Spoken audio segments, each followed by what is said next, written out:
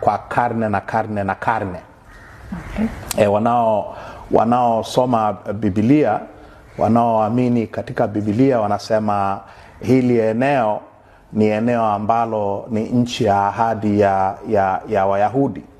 Wayahudi waliahidiwa na Mungu kwamba hii ndio itakuwa nchi yao ya ahadi. Sasa tangu hiyo ahadi imeandikwa kwenye maandiko, wamekuja watu wengi. Warumi walikuja, Waajemi walikuja, wamekuja Waturuki, Ottoman Empire. Wamekalia hilo eneo kwa vipindi mbalimbali kwa zaidi ya miaka 2000 iliyopita. Na hawa Wayahudi walisambaa duniani kama ambavyo katika dunia hii dunia ni ya wahamiaji kila mahali. Na Wayahudi, watu wanaoamini katika Torah, watu wanaoamini katika Agano la Kale, nao walihama katika maeneo hayo, walihamia katika maeneo mengine katika hicho kipindi cha miaka 2000. Sasa Wayahudi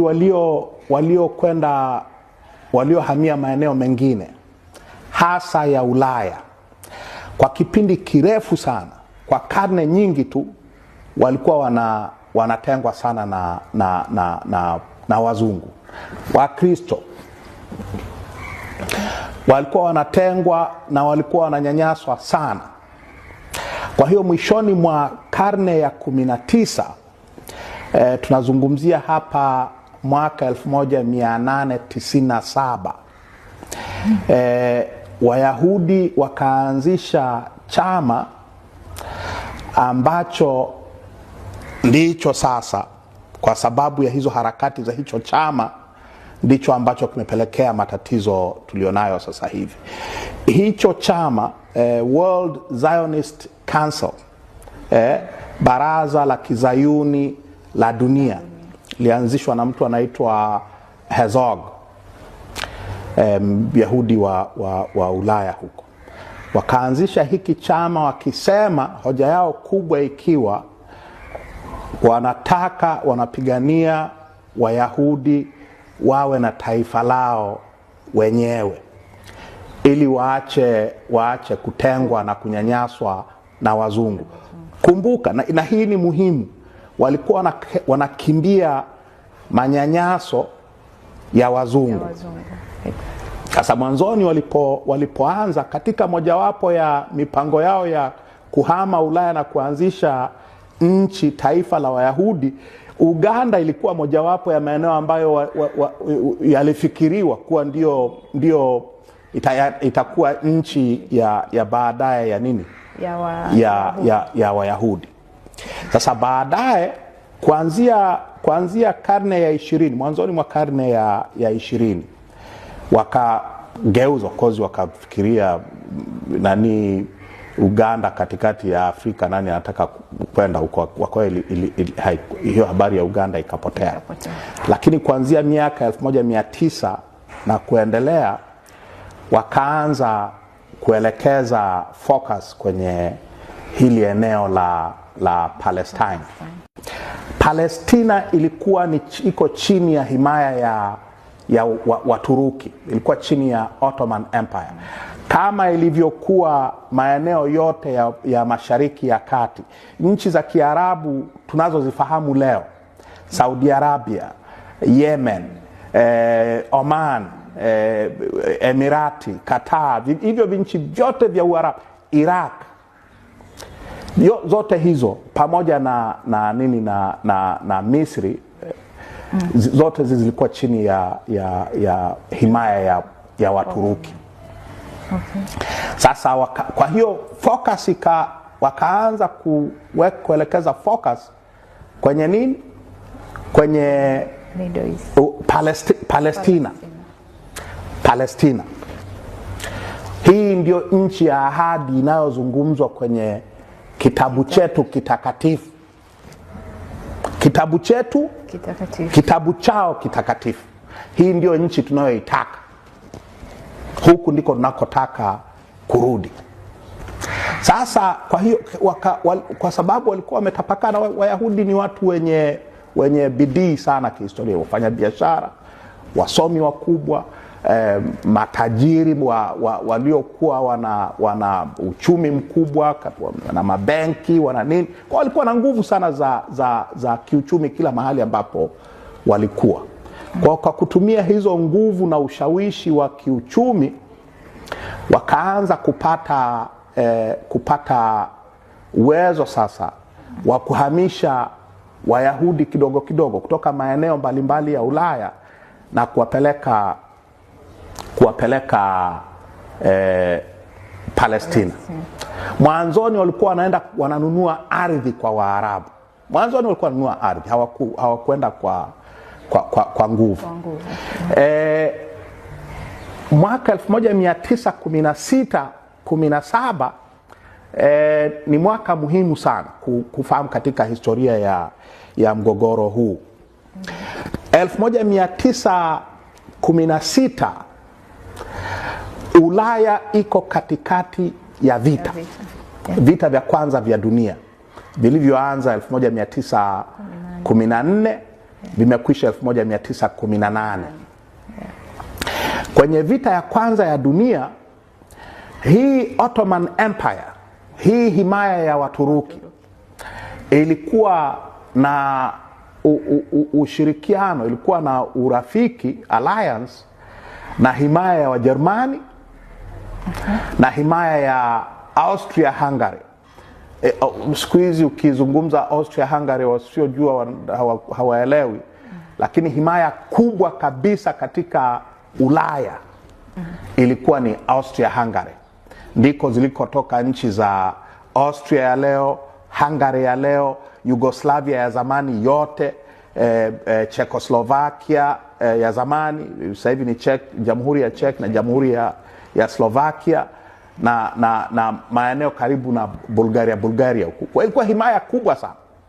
Kwa katika vita ya kwanza ya dunia, Waturuki, himaya ya Uturuki, himaya ya Ujerumani na himaya ya Austria Hungary zilikuwa zinapigana upande mmoja. Upande wa pili wa vita kuna Waingereza na himaya yao, Wafaransa, Warusi, na baadaye kuanzia mwaka 1916-17 wa Marekani wakaingia vitani kwa upande wa nini? Kwa upande wa hawa, hili kundi la pili.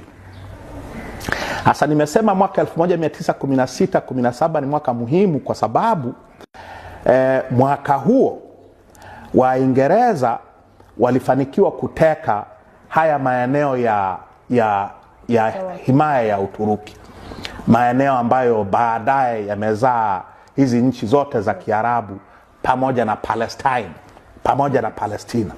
Kwa hiyo Saudi Arabia, Yemen, Oman, Emirati, Qatar, Bahrain, Iraq yenyewe, Syria, Lebanon, falme ya Jordan, pamoja na Palestine. Zote hizi zimetokana na nini? Na Ottoman Empire kushindwa vita kwenye nini? Kwenye wakati wa vita ya kwanza ya dunia. Himaya yao ikakatwa vipande. Okay. Sasa mwaka 1917 kwa sababu ya hii pressure, nimesema pressure ya World Zionist Council, hii hawa Wayahudi walioko Ulaya wametapakaa kila mahali. Waingereza, waziri wa mambo ya nchi za nje wa Uingereza alitoa tamko la sera ya Uingereza kuhusu Wayahudi, linaitwa Balfour Declaration, azimio la Balfour. Balfour alikuwa waziri wa mambo ya nje wa Uingereza, Lord Balfour. Ndiye alikuwa waziri wa mambo ya nje wa Uingereza wakati huo. Okay. Na kwenye Balfour Declaration, serikali ya Uingereza ilisema kwamba ni sera yao, ni sera ya Uingereza kwa miaka inayokuja, kwamba Wayahudi, hawa Wayahudi watafanya nini walioko sehemu mbalimbali za Ulaya na wanaotaka nchi yao wataruhusiwa kurudi katika hii nchi ya Palestine. Palestina ni jina la hilo eneo walilopewa na Waingereza. Waingereza ndio mpaka 1948 hilo eneo lilikuwa linaitwa Palestine. Sio Israel ni 48 mwaka 1948. Palestine Palestina ni nchi ilikuwa inajulikana kama Palestine wakati wote wa utawala wa Waingereza kuanzia 1940 na 17. Kwa hiyo Waingereza wakasema tutawaruhusu, ni sera ya Uingereza kuwaruhusu Waisraeli kuanzisha nchi yao katika hili eneo, lakini watafanya hivyo kwa njia za amani. Itabidi wakubaliane na watu ambao ni wakazi wa hilo eneo wa Palestina. Wapalestina ni Waarabu. Waarabu ni wakazi wa nini wa hilo eneo. Sasa wakati wa Balfour Declaration, wakati wa hili tangazo la Balfour, asilimia ya Wayahudi waliokuwa tayari wapo Palestine ilikuwa ni ndogo sana. Nafikiri kuna figa nimeona mahali ilikuwa kama 6% hivi ya wakazi. Walikuwa wachache sana ukilinganisha na Waarabu wa Palestine. Walikuwa wachache sana.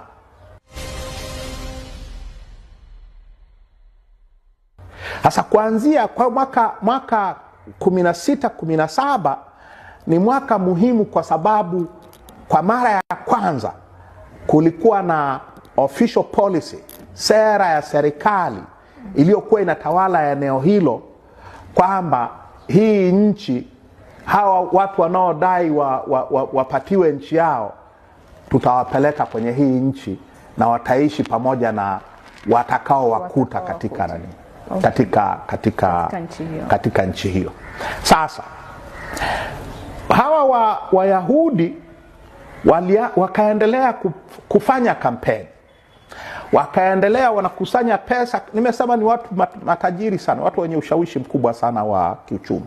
Waliendelea kufanya ushawishi sehemu mbalimbali duniani, Marekani, Ulaya kwenyewe na nini, kukusanya pesa, kununua maeneo na kuhamisha watu. Baadaye walivyoanza kuwa wengi, wakaanza kutumia nguvu za kijeshi. Sasa watu leo, kila mtu anasema, ukizungumza habari ya Wapalestina ni magaidi. Dunia nzima inasema magaidi. Fair enough. Magaidi hawa, kulikuwa na magaidi kabla ya mwaka 48.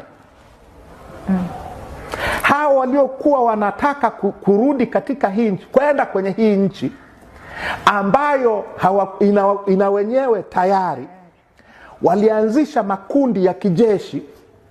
Makundi maarufu yalikuwa mawili. Kuna kundi linaitwa Irgun Zvi Leumi na kuna kundi linaitwa Genge la Stan, the Stan Gang. Stan Gang linaitwa Genge la Stan kwa sababu kiongozi wake alikuwa anaitwa Abraham Stan. Haya magenge mawili yalikuwa yanafanya matukio ya kigaidi dhidi ya Waingereza na dhidi ya Wapalestina.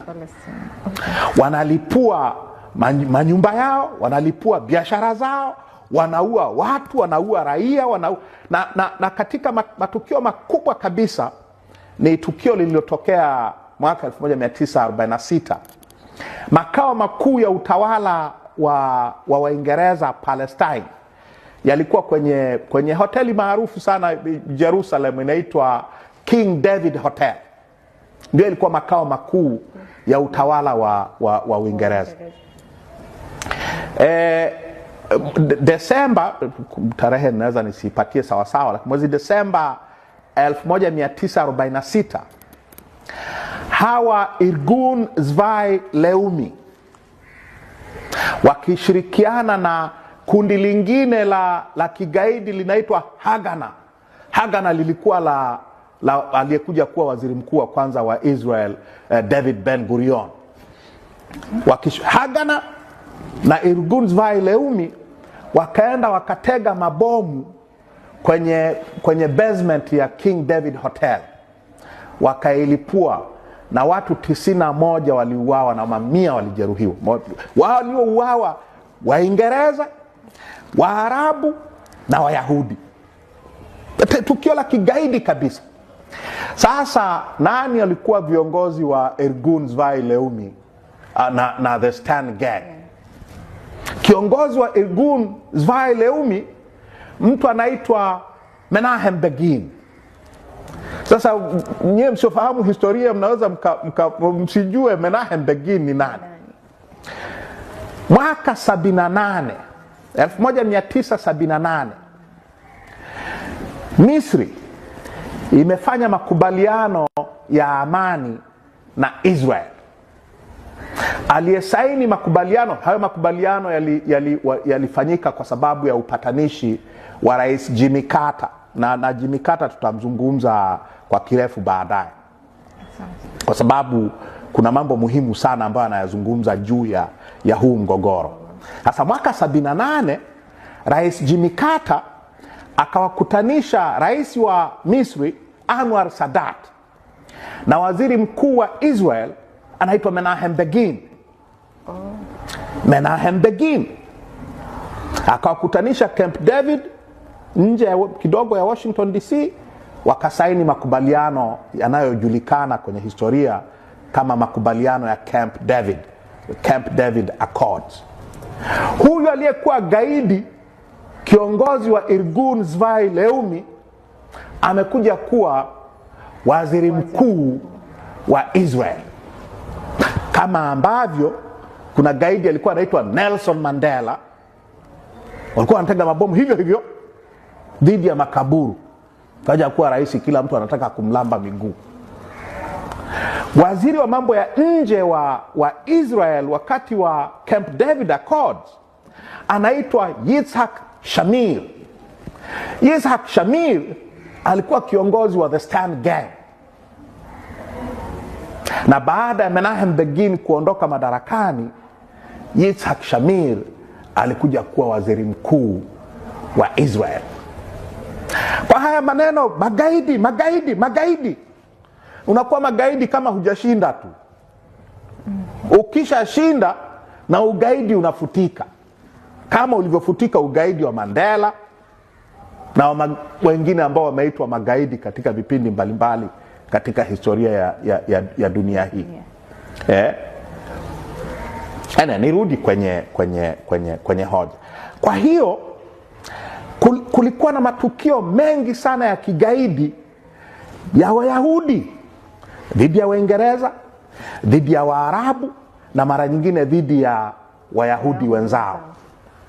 Mwaka 47 tunaelekea sasa mwaka 48, tarehe nyingine muhimu.